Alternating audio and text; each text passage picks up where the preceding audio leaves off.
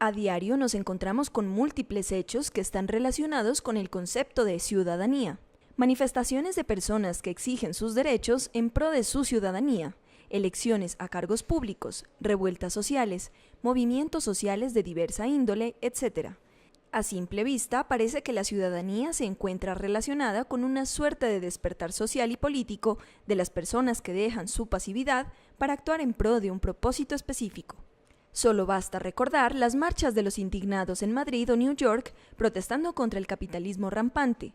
Entonces, la ciudadanía ha pasado a ser un fenómeno social y político de altísima relevancia en la actualidad, razón por la cual la comprensión de nuestras sociedades pasa necesariamente por ese concepto.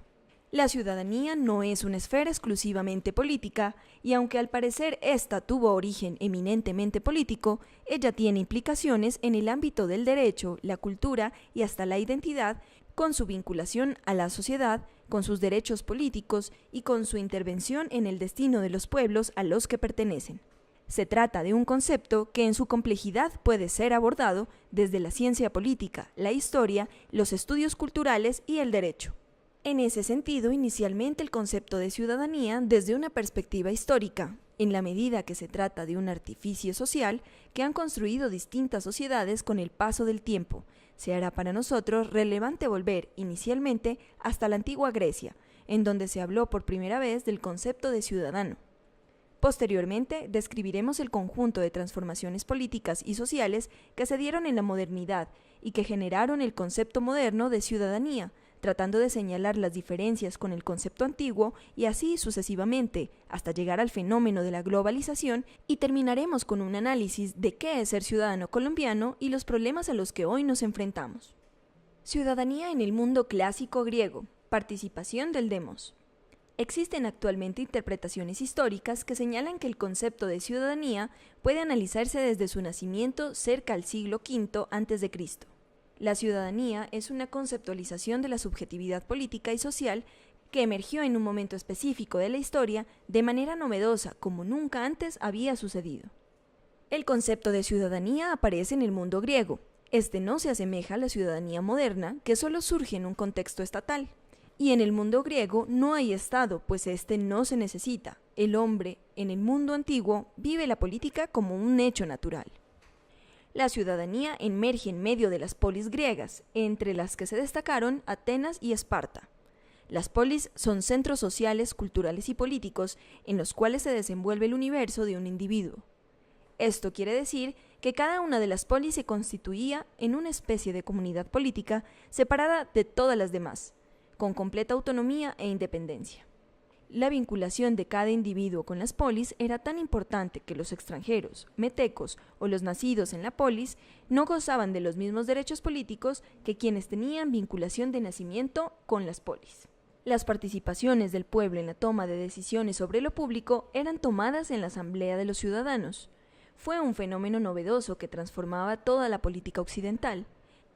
En eso consiste la novedad de la política griega clásica, en que allí se configuró un ordenamiento público fundado en la participación del demos, del pueblo. No hay diferenciación tajante entre el gobierno y los individuos, sino que en la ciudadanía de cada sujeto particular se haga viva la vida de la polis.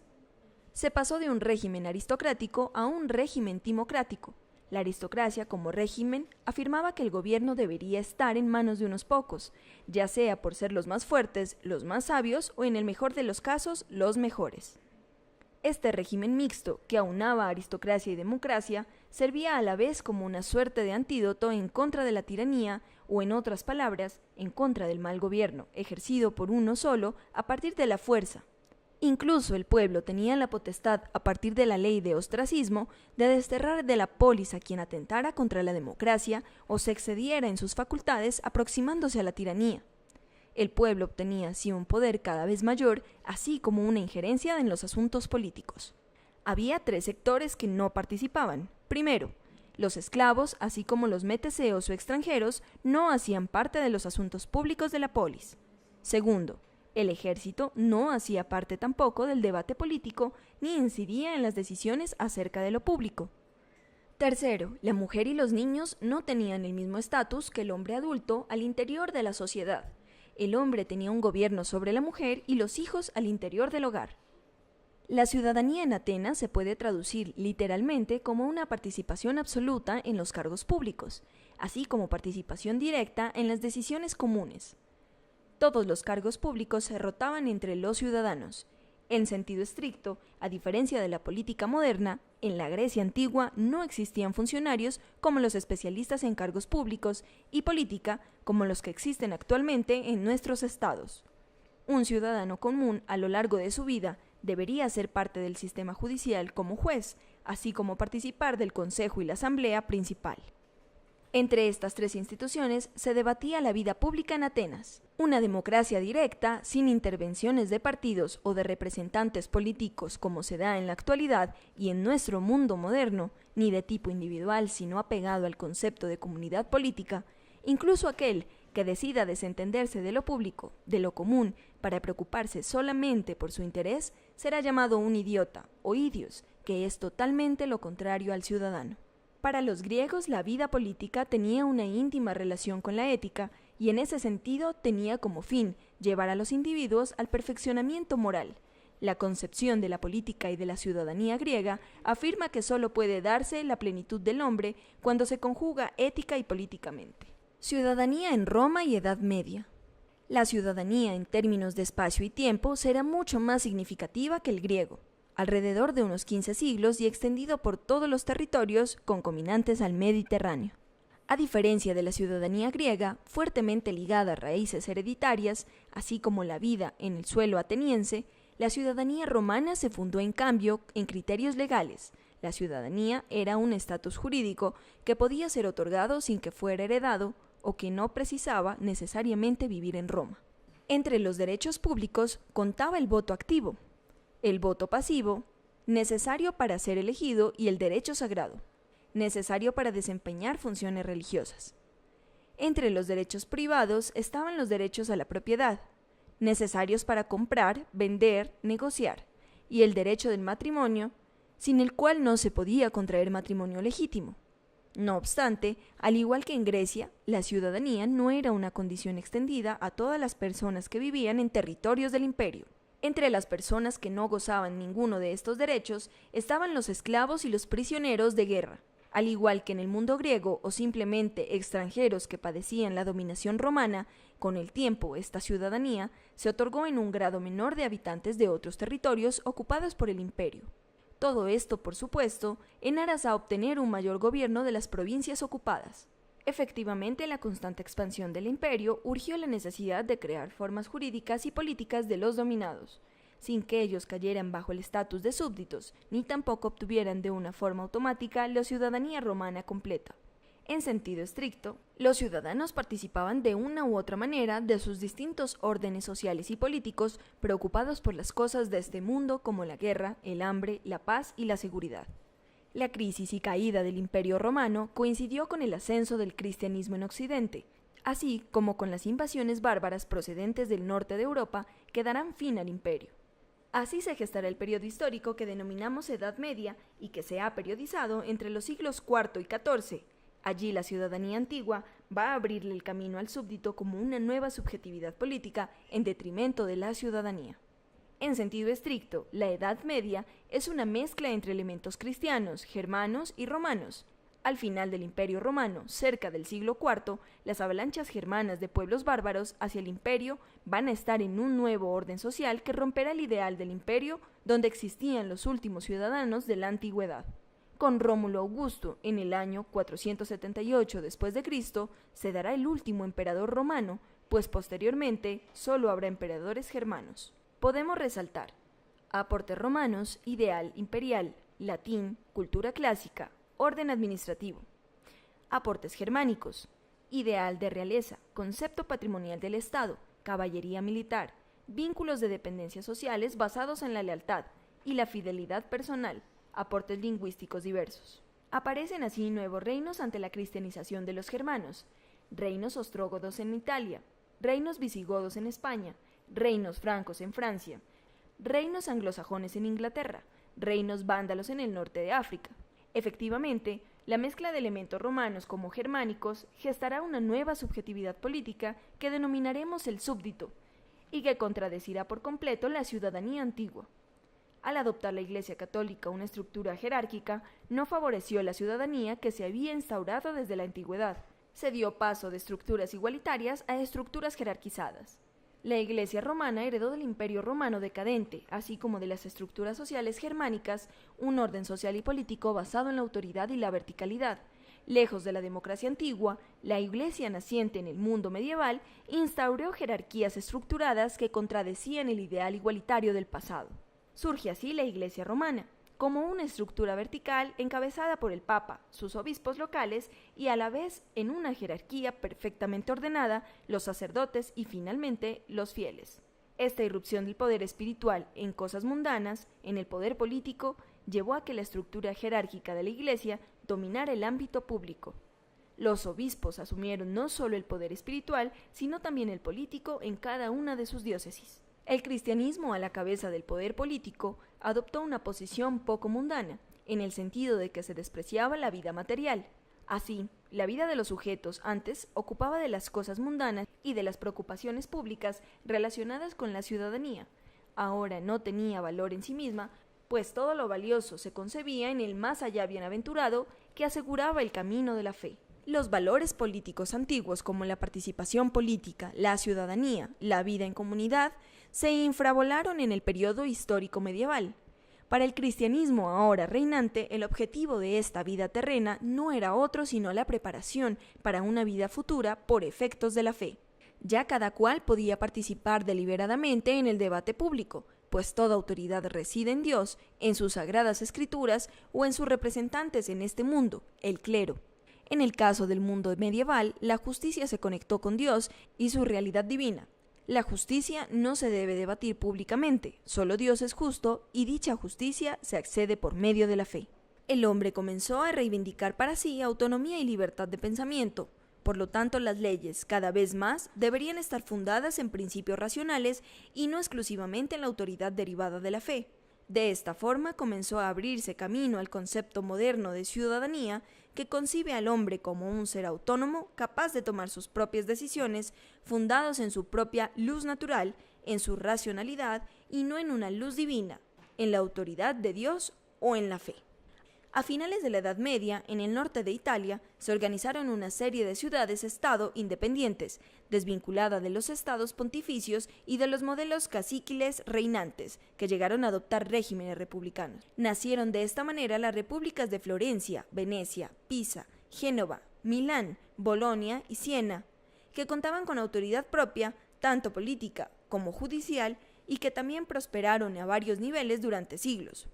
Florecieron las artes, las letras, el comercio, entre otros. Prueba de su importancia es que poco después surgió en sus dominios nada menos que el Renacimiento.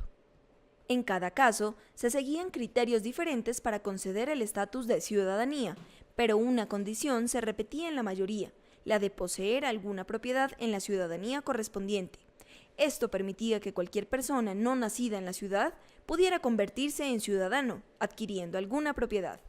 El modelo político era más o menos de democracia directa, pues los ciudadanos tenían la posibilidad de elegir a los miembros de las asambleas y de los consejos que estructuraban el Estado. En dichos lugares se volvió sobre la cultura clásica, la griega y la romana, aparentemente olvidada en el medioevo, por eso el nombre de Renacimiento, razón por la cual se otorgaba a la ciudadanía allí a quienes tenían alguna propiedad en el territorio, si era hombre, libre y letrado. Con la introducción de Aristóteles el pensamiento cambió de punto de partida. Si en pensadores antiguos cristianos se concebía al hombre como pecador, desde la antropología del pecado original se adoptará ahora la antropología aristotélica, centrada en el hombre como un animal racional y a la vez como un sum politikon, o animal político. Aristóteles esboza su teoría política tanto en Ética Nicómaco como en su obra política. En ella señala: el ser humano es por naturaleza social y político, necesita de la polis para desarrollar plenamente su razón. La fuente de la política es entonces la racionalidad del ser humano. Esta es su esencia. Si uno vive afuera de la polis, es bien o una bestia o un dios, como ya lo habíamos señalado. La polis es el más elevado entre los modos de vivir en comunidad. Otros de menor importancia son la relación hombre y mujer, padre e hijo, dueño y esclavo. relaciones que se desarrollan en el ámbito de lo privado. La comunidad base es la casa, posteriormente la aldea, pero de manera principal la polis, como modo más alto de vida. Luego la vida en la polis está destinada para la sobrevivencia, pero sobre todo para que sus habitantes, los ciudadanos, vivan bien. Y es en este vivir bien que se centra toda la política aristotélica y toda su concepción. Orígenes históricos de la ciudadanía moderna, las revoluciones. A finales de la Edad Media, cerca del siglo XIV y XV, se conceptualizarán los fundamentos de lo que será la ciudadanía moderna. El lenguaje de los derechos cobra una relevancia que no volverá a perder, sobre todo el derecho que remarca la igualdad y la libertad entre todos, y en ese caso, la libertad de expresión. Este nuevo lenguaje de los derechos se termina plasmando en dos revoluciones decisivas, la americana y la francesa, proclamadas como Declaración de Independencia de los Estados Unidos en 1776 y la Declaración Francesa de los Derechos del Hombre y del Ciudadano en 1789. Para entender las revoluciones hay que entrar en cuatro pensadores que pondrían nuevos paradigmas: Thomas Hobbes, John Locke, John Stuart Mill y Immanuel Kant. Comencemos por Thomas Hobbes, pensador inglés. Este conceptualizará en su obra Leviatán un nuevo paradigma de la política que abrirá el camino hacia la modernidad. A diferencia de la política clásica de carácter aristotélico, Hobbes señalará que la política moderna solo es posible en la medida que emerja de un consenso o contrato entre las personas, la soberanía política. Es decir, Hobbes señalará como carácter distintivo de la política moderna la idea de que la política no es por naturaleza en los seres humanos como lo había planteado Aristóteles a partir del concepto de sum politicum, sino que antes bien, para que ella exista, se necesitará de un acuerdo entre todas las personas de tal manera que emerja la autoridad entre ellos. Expliquémoslo con más detalle. Hobbes entiende por estado de naturaleza el estado o la situación en la que viven los hombres cuando no existe ninguna autoridad entre ellos. A diferencia de Aristóteles, Hobbes concibe al ser humano como un ser naturalmente político, sino como un ser egoísta en el sentido que piensa en su propio interés. Luego precisamos de algún mecanismo artificial para crear la sociedad política. Ahora bien, señala Hobbes que en la medida en que los hombres tememos perder nuestra vida en ese estado de naturaleza, buscamos asegurar la vida, nuestro bien más preciado, a través de un pacto o contrato, a través del cual constituimos la autoridad o el poder político. En ese sentido, lo que señala Hobbes es el poder político en la modernidad tiene a su base la soberanía del pueblo. El contrato que inaugura la sociedad política consiste en lo siguiente: cada hombre entrega su derecho a hacer lo que le parezca, su libertad absoluta, para someterse así a un poder que gobierna la vida en común. Locke señala que una comunidad política solo es viable cuando el poder responsable a los intereses de los ciudadanos y estos lo obedecen. Resulta muy relevante que en la propuesta teórica de Locke, buscando evitar que el poder político pase por encima de los intereses de los ciudadanos, Locke señale la importancia de dividir el poder, así como de la importancia de las leyes. En ese contexto, surge la necesidad de dividir el poder constitucionalmente. Actualmente, la política moderna se funda en la división de poderes: poder ejecutivo, poder legislativo y judicial. Locke señala que para que el poder no abuse de los ciudadanos ni viole sus intereses, se hace necesario que el poder sea dividido y se controle a sí mismo dividiéndose. Expliquémoslo con más cuidado. No es suficiente que el gobierno esté en manos de los ciudadanos, lo cual sería una definición pobre de democracia. Desde los aportes de Locke, para que el poder no abuse de los ciudadanos y pase por encima de los derechos, se requieren dos condiciones. La primera, que los ciudadanos estén en la capacidad de objetar el poder cuando no responde a sus intereses, como sucedió en la oposición política que hacen los colonos a la corona inglesa y que desatará la revolución en Norteamérica. Y segundo, que el poder, para que no sea titánico, se divida en funciones diversas. Actualmente, una cosa es el ejecutivo, otra el legislativo y una muy distinta el judicial. Mill, por su parte, advierte que si las decisiones políticas se fundan en la voluntad de las mayorías, se corre el riesgo de que se violen las libertades individuales. Efectivamente, si se impone la voluntad de las mayorías, la opinión de las minorías puede ser reprimida. Por eso afirma Mill que a pesar de que el poder político debe atender las necesidades de las mayorías, hay una instancia por encima de la cual no puede pasar el poder y esta es la libertad individual. Afirma Mill que en un Estado democrático se debe permitir que los individuos vivan como les parezca y piensen lo que quieran, siempre y cuando sus acciones no vayan en contravía de los intereses de los demás ni generen un daño social. La ciudadanía moderna y Revolución Americana. Factores que llevaron a la revolución. Su población se elevó de aproximadamente 250.000 habitantes a principios del siglo XVII a 2.150.000 a finales del siglo. Económicamente también se generó un avance radical en las colonias respecto al comercio con el resto de Europa. Con el aumento radical de población y un comercio próspero, un nuevo sentido de identidad crecía en las mentes de los colonos. En 1651, el Parlamento británico dictaminó una ley comercial que llamó el Acta de la Navegación. Esta ley, junto a otras, promulgaban prohibiciones comerciales que le impedían a los colonos la venta de sus productos a un país que no fuera Gran Bretaña. Además, imponía a los colonos la obligación de pagar altos impuestos sobre bienes franceses y holandeses que se importaban. Por supuesto, esto esperaba un detrimento de los intereses de los colonos, así como beneficiaban a Gran Bretaña desde todo punto de vista, pues obligaba a las colonias a vender su materia prima a precios bajos y a la vez obligaba a comprar los productos manufacturados que se producían en el Reino Unido. Todo ello, con el tiempo, irá generando descontentos que resultarán en la Revolución e Independencia de los colonos americanos. Para 1754, la guerra estalló sobre el continente norteamericano con un conflicto entre ingleses y franceses. Los franceses habían colonizado gran parte del territorio también. Dicha lucha duró hasta 1763, cuando Gran Bretaña y sus colonos surgieron victoriosos y así colonizaron todo el territorio. La victoria, sin embargo, solo condujo a relaciones tensas crecientes entre Gran Bretaña y sus colonos. Los colonos pedían los mismos derechos políticos que la gente en Gran Bretaña, no a los impuestos sin representación, pero el rey no atendía sus reclamos. Por lo tanto, los colonos fueron justificados en rebelarse contra un tirano que había roto el contrato social, tal y como Hobbes o Locke lo habían conceptualizado. En julio de 1776, el Segundo Congreso Continental publicó la Declaración de Independencia. Ya desde Locke se había afirmado que la gente tenía el derecho de rebelarse contra una ley que fuera considerada injusta. En esa dirección, la Declaración de Independencia incluyó una lista larga de los abusos del rey Jorge III. El documento terminaba declarando la separación de las colonias de Gran Bretaña, absolviendo a las colonias de toda lealtad a la corona británica. Se crea un nuevo estado, los Estados Unidos de América, donde se pasó de ser súbdito británico a ciudadano estadounidense. Las 13 colonias americanas que habían pertenecido al Imperio Británico se independizaron, primero con la Declaración de Independencia de 1776 y después con la ratificación de la Constitución de 1789. En esta lista de derechos se hacía hincapié en la libertad de expresión, de palabra e imprenta, indispensable para el funcionamiento de una sociedad emancipada en la que antiguas jerarquías pretendían ser superadas.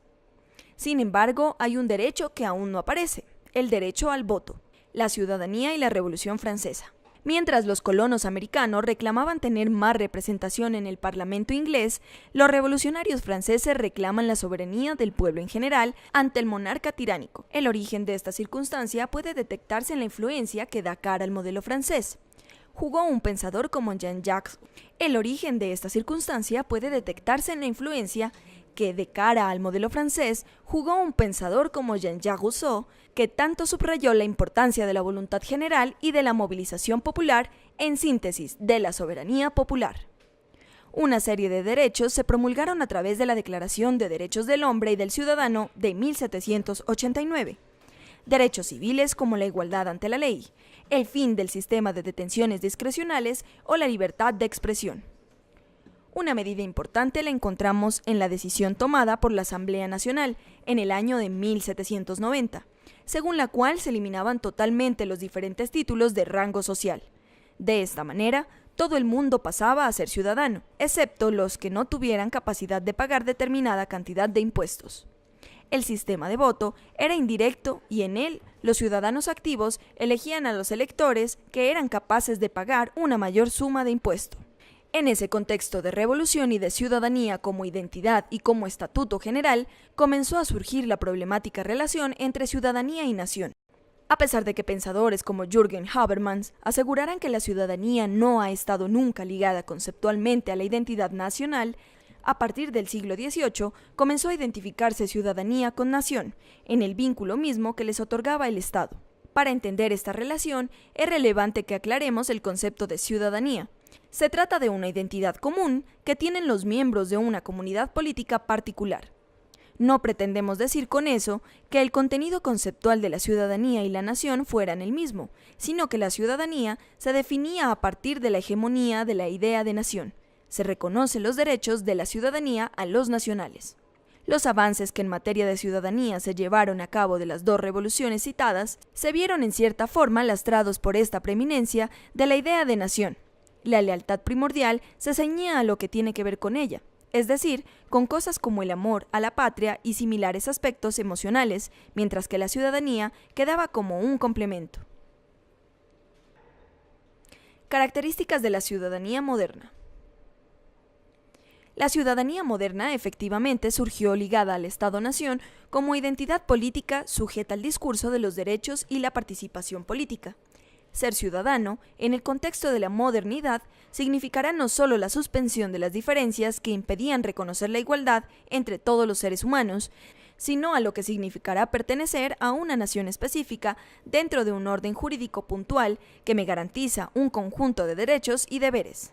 Por otra parte, a pesar de que muchos expertos señalan que la globalización es un fenómeno que se había venido instaurando siglos atrás, hoy en día sus efectos han transformado el orden mundial existente y a la vez transformando los conceptos de ciudadanía que habían surgido en la modernidad. Luego, en el examen de estos dos fenómenos, asistimos actualmente a una revisión del concepto de ciudadanía. Primero, la necesidad de reconocer la diversidad que subyace al interior de los distintos regímenes democráticos, es decir, la organización política al interior de todos los estados no es la misma. En segundo lugar, una vez se ha reconocido que la globalización ha transformado por completo el mundo como lo conocíamos, fenómenos sociales y políticos como la soberanía del Estado y la cultura política se han transformado. En cuanto a la ciudadanía, desde la perspectiva legal, desde la perspectiva del derecho, reconocemos que ésta implica el conjunto de derechos civiles, políticos y sociales. En este caso, reconocemos como ciudadano a la persona jurídica, y este tipo de ciudadanía es garantizada por la ley que no solo otorga derechos a los individuos, sino que a la vez los protege. Para reconocer esta dimensión, basta citar un ejemplo histórico de la ciudadanía en Colombia. A principios del siglo XIX, en el país solo eran reconocidos como ciudadanos plenos aquellos hombres que fueran letrados y tuvieran propiedad privada. Es decir, solo quienes reunieran estas condiciones contaban con el conjunto de derechos políticos, civiles y sociales. Podían participar políticamente con voz y voto, ser elegidos como representantes políticos, heredar, poseer propiedades, actuar en nombre propio en completa autonomía. En esa dirección, muchos menores de edad, así como hombres iletrados o sin propiedades, no gozaban de una ciudadanía completa, en cuanto no gozaban del conjunto de derechos políticos, civiles y sociales. En una situación similar estaban las mujeres de Colombia a principios del siglo XX.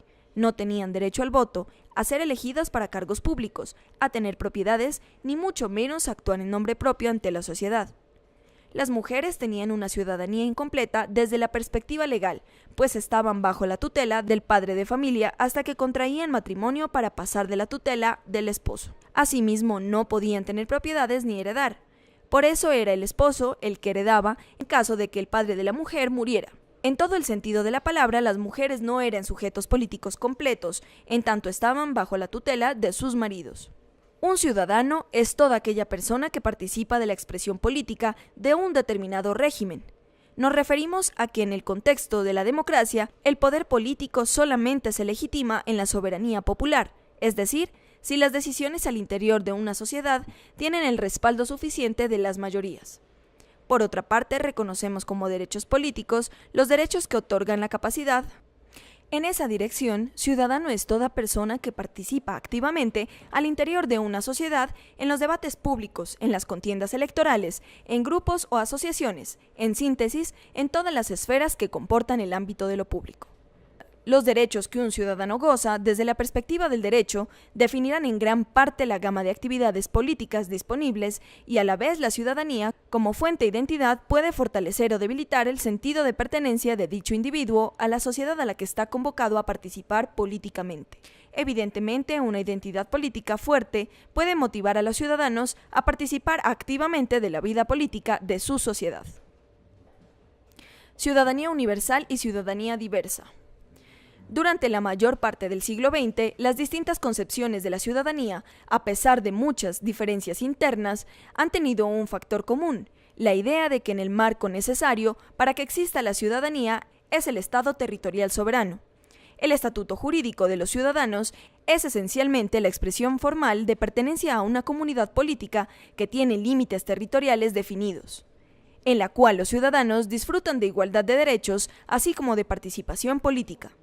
En otras palabras, se cree que la ciudadanía presupone la existencia de una comunidad política en un territorio delimitado, que se extiende en el tiempo y es el foco de una identidad común, el Estado-nación. Posterior a los hechos desastrosos de la Segunda Guerra Mundial, se comenzó a instaurar lo que se ha denominado un modelo de ciudadanía universalista. Se trata de un modelo que define la ciudadanía como un estatus legal absolutamente liberal, por supuesto, que iguala a todas las personas al concederles el mismo conjunto de derechos civiles, políticos y sociales. Esta expansión de derechos a todas las personas fue el fruto de un conjunto de políticas destinadas a integrar las clases menos favorecidas e impactadas por males como el desempleo, la pobreza, la desprotección social, la falta de educación y salud. En ese sentido, en muchas sociedades se integraron las clases obreras al resto de la sociedad a partir de la instauración de lo que se ha denominado un estado de bienestar, figura política dedicada a la ampliación de derechos sociales para todas las personas y que concibe al Estado como un garante y proveedor de servicios. Todo esto generó una concepción universalista de la ciudadanía, entendida esta como un estatus jurídico que garantizaba los mismos derechos civiles, sociales y políticos por todas las personas. Ahora bien, este modelo universalista fue gravemente atacado a finales de la década de 1980 desde dos perspectivas. La primera señalaba que era insostenible económicamente el estado de bienestar y que, por lo tanto, esa concepción del Estado como proveedor de servicios no debería extenderse en el tiempo. Por supuesto, esto ponía en riesgo la ciudadanía universal como igualdad jurídica extendida a todos. Por otra parte, surgió una fuerte crítica por parte de sectores sociales y teóricos que reclamaban que en la sociedad era inaceptable la instauración de un modelo universalista que negara el pluralismo moral y cultural de las distintas sociedades. Asimismo, muchos señalaban también que la extensión de los derechos de la ciudadanía a todas las personas en realidad no se había traducido en una inclusión real de los grupos que históricamente se habían excluido de las distintas sociedades. Los críticos de este universalismo fallido han propuesto una concepción alternativa de la ciudadanía. Dicha concepción se basa en el reconocimiento de la relevancia política de la diferencia cultural, sexual, social e incluso racial. Todo esto significa, en primer lugar, el reconocimiento del carácter pluralista de la opinión pública democrática, compuesta de muchos puntos de vista, ninguno de los cuales debe ser considerado por encima de los demás. En segundo lugar, se trata de una ciudadanía fundada en el respeto de las diferencias. Por eso, no puede ser ni pretender la universalidad. Luego, se trata de una ciudadanía que se funda en el reconocimiento de la diferencia y en esa medida acoge a las minorías y a su voz. Concedidos estos dos puntos, el reconocimiento de derechos particulares se encuentra justificado y es legítimo, lo que abre paso a las demandas particulares de grupos minoritarios, lejos de toda generalización. Todo ello ha implicado el examen de los derechos minoritarios al interior de las distintas sociedades, así como una constante evaluación de la tolerancia con aquellos grupos no liberales que subsisten. Ahora bien, este modelo de ciudadanía diferenciada ha generado su propia cuota de críticas, sobre todo respecto a los efectos generales de su ejecución. Consideramos, por ejemplo, la situación ideal de una comunidad política en la cual todos sus participantes parten de sus propias posiciones y a través de ellas tratan de construir un diálogo a través de las diferencias. Por supuesto, no es tarea fácil conciliar o fundar el diálogo, si cada uno se centra en su propia posición. Todo diálogo o consenso público requiere abrirse a las demandas de los demás y no centrarse en la propia perspectiva egoístamente. Todo diálogo político o público requiere que se delibere abiertamente para llegar así a un juicio que sea mejor y más justo. Por eso, el promover una ciudadanía diferenciada, a juicio de muchos críticos, fomentaría la fragmentación social e impediría los consensos y acuerdos políticos y sociales. En este contexto se ha señalado la importancia de la educación como factor necesario al interior de las sociedades, si queremos fomentar en los ciudadanos el valor de la moderación pública. Solo de esta manera los ciudadanos podrán adoptar las actitudes correctas respecto a las diferencias al interior de la sociedad, así como las actitudes necesarias para iniciar un debate democrático a pesar de estas diferencias. En esta dirección, muchos teóricos han señalado que es necesario en la escuela fomentar la vida compartida en medio de la diversidad y en realidad crear espacios de reconocimiento de dichas diferencias y a pesar de ello fundar un diálogo constructivo. De otra manera, si las escuelas no son flexibles ante las minorías y ante las diferencias, de ninguna manera será posible fundar una sociedad que reconozca democráticamente esta diversidad y mucho menos una democracia constructiva que se construya en medio de diferentes. Una de las funciones de la ciudadanía es integrar a los individuos en torno a una misma comunidad política compartiendo la misma identidad desde la construcción de la nación. Si se fomenta la ciudadanía diferenciada, podría llegar a fragmentarse tanto la sociedad que se quebraría, la idea de nación y la comunidad política quedaría disuelta. Conscientes de estas y otras problemáticas a las que se encuentra abocada la ciudadanía diferenciada, distintos teóricos han distinguido 3 tipos de demandas que pueden reclamar los sujetos al interior de una sociedad pluralista. Los derechos especiales de representación necesarios para los grupos de desfavorecidos, los derechos multiculturales, significativos para inmigrantes y partidarios, entre otras expresiones religiosas, y los derechos de autogobierno exigidos por las distintas minorías. El punto conflictivo entre la ciudadanía universal y la ciudadanía diferenciada está precisamente en la función de integración cívica que debería tener la ciudadanía, pues se supone que la ciudadanía democrática, debidamente interpretada, puede funcionar efectivamente como una palanca importante de integración de todos los miembros de una sociedad. La idea es que la ciudadanía, como un conjunto de derechos civiles, políticos y sociales, y como práctica política, puede ayudar a generar sentimientos deseables de identidad y pertenencia. No obstante, en esta afirmación se esconde un importante desacuerdo sobre la forma de caracterizar la relación entre ciudadanía y nacionalidad. Mientras algunos consideran que la capacidad de la ciudadanía para cumplir con su función de integración depende y se alimenta de la existencia previa de una nacionalidad común, otros responden que, en condiciones de pluralismo, la nacionalidad no puede funcionar como un enfoque adecuado de la lealtad y la identidad. Se ha trasladado entonces el debate al concepto de nación. Los ciudadanos hoy en día no se reúnen en aras de la formulación de las leyes, son básicamente desconocidos y ajenos entre sí. Por otra parte, la participación de los ciudadanos en la política de la democracia representativa es apenas episódica y diluida. Luego, si la política en este contexto no representa un papel central en la vida de la mayoría de los individuos, algo más debe generar la confianza y la lealtad necesaria para el funcionamiento de una comunidad política.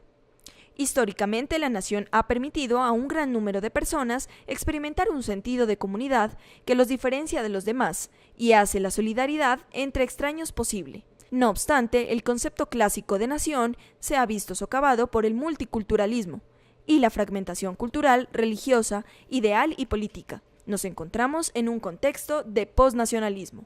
La idea central del argumento es que la práctica política democrática puede proporcionar un estímulo suficiente para la integración de todos los miembros de una sociedad compleja. La democracia, en términos procedimentales, podrá entonces asegurar la legitimidad del todo social ante la ausencia de elementos comunes más sustanciales entre los ciudadanos y así lograr la integración social. En las sociedades complejas, es la opinión y deliberativa formación de la voluntad de los ciudadanos basada en los principios de soberanía popular que constituye el medio fundamental para una forma de resumen, la solidaridad legalmente construida que se reproduce a través de la participación política. Crisis del estado de bienestar y nuevas guerras. A pesar de esta relación íntima entre ciudadanía y Estado-nación, diversas crisis han trastocado la soberanía de los diversos estados y generado un vaciamiento de la ciudadanía que ha tenido fuertes impactos en la ciudadanía desde su dimensión legal, así como en su dimensión de identidad. Una gran cantidad de fenómenos estrechamente asociados bajo el título globalización han alentado el examen de la premisa que vincula el Estado-nación con la ciudadanía como estatus legal y de identidad. Entendemos por nuevas guerras, enfrentamiento que tienen lugar en el contexto de desintegración de los estados, en general de estados autoritarios bajo el impacto de la globalización. Es decir, si adoptamos la idea de Charles Tilly de que el Estado hizo la guerra y la guerra hizo al Estado, señalando de esta manera la importancia de los conflictos armados regulares en la configuración de los estados occidentales a partir del siglo XIV. Hoy las dinámicas de la globalización han posibilitado la génesis de nuevos tipos de conflictos que, lejos de configurarlos políticamente a los estados, amenazan con desintegrarlos. Pero el surgimiento del Estado, así como de la nación, como una comunidad política unitaria determinada dentro de un territorio, fue favorecido por las dinámicas bélicas que emprendió cada Estado soberano a través de procesos no solo nacionales, sino también internacionales. En el orden mundial dominado por los Estados-nación, cuando se hacía la guerra, era entre ciudadanos como tal. Si se observa la última gran guerra, la Segunda Guerra Mundial, en esta combatían ciudadanos nacionales de determinados estados contra otros, japoneses contra norteamericanos, norteamericanos contra alemanes. El problema de las nuevas guerras está en que ya no se da entre ciudadanos porque el modelo Estado-nación ha perdido poder. Como se vio en los atentados 9/11, ya no se trataba de unos ciudadanos nacionales contra otros. En este caso, muchos de los que atentaron contra Estados Unidos tenían ciudadanía norteamericana. Luego el Estado-nación ha dejado ser fuente de identidad y la ciudadanía tradicional moderna se ha debilitado. El terrorismo es precisamente un indicador de que ya el enemigo no es un Estado particular ni unos ciudadanos específicos, pues ya cualquiera puede ser enemigo, incluso los propios ciudadanos. Ya las relaciones amigo-enemigo que fundaron la política internacional, así como los pactos de no injerencia entre estados soberanos, se ha trastocado para dar origen a un discurso internacional que busca forjar alianzas estratégicas contra un enemigo que rebasa por completo toda localización territorial estatal. También hemos explicado cómo la crisis del Estado keynesiano, del Estado social, ha suscrito un debilitamiento de la ciudadanía en términos de integración de la sociedad. Todo esto ha suscrito el auge de nuevas identidades que, fundadas en factores étnicos, culturales o religiosos, ha dado origen a nuevas guerras que, en vez de consolidar el poder del Estado, como sucedió en antaño, hoy amenazan con desintegrarlo. Se trata de conflictos bélicos que, lejos de ser regulares, se caracterizan porque en ellos confluyen actores estatales y no estatales, en los cuales la violencia se dirige principalmente contra la población civil, donde no abundan las batallas, sino la violencia selectiva o indiscriminada contra la población. Bien pueden ser conflictos de carácter étnico, de secesión o inspirados en la captura de rentas estatales, pues este tipo de conflictos, lejos de consolidar burocracias o sistemas administrativos, se alimentan del saqueo y la ilegalidad. El cosmopolitismo se tratará de una reestructuración conceptual que se sustituye la ontología por la metodología, desplazando la mirada nacional, cuya idea de base es que el Estado nacional crea y controla la sociedad por una mirada que metodológicamente privilegia la transnacionalidad. Es decir, el cosmopolitismo resurge en medio de procesos de globalización económica, política, informacional y cultural, favoreciendo la construcción de valores humanistas a nivel transnacional, que pueden ser útiles en respuesta a la profesión de amenazas globales. En este contexto, resulta necesario trascender la mirada nacional o el enfoque territorial y geográfico en el análisis de los fenómenos políticos globales. Ahora bien, la oposición al enfoque nacionalista no se atiende como un rechazo de lo local, sino como la oposición al fenómeno de una identidad nacional dominante que en ocasiones puede utilizar la violencia como medio para su consolidación. Así, este cosmopolitismo puede ser entendido como una globalización de las emociones, manifestación de una nueva lógica inclusiva a partir de la empatía, cuyo objetivo es que los lazos culturales, las lealtades e identidades superen las barreras territoriales y las lógicas amigo-enemigo de carácter dominante que antaño fundaron sobre la soberanía extrema de los estados. Pero este cosmopolitismo excede y se diferencia de la globalización en términos llanos, mientras este último fenómeno ha sido comprendido como un proceso de homogenización social o de la negación de lo particular, de las relaciones de mercado y la consecuente progresiva ampliación de este a todos los campos de la vida cotidiana. El cosmopolitismo abre y posibilita la posibilidad de interactuar sin la interferencia de ideas de nación excluyentes y lógicas binarias de pensar la sociedad.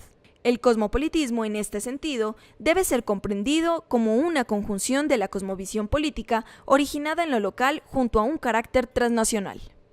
Allí, la innovación de una sociedad civil cosmopolita permitiría la creación de una agenda común, en tanto, por ejemplo, las víctimas de las nuevas expresiones de criminalidad al interior de la sociedad exceden el marco de los antiguos estados. En el caso del narcotráfico, las víctimas al interior de la sociedad pueden construir y fortalecer una agenda mundial en la lucha contra este flagelo.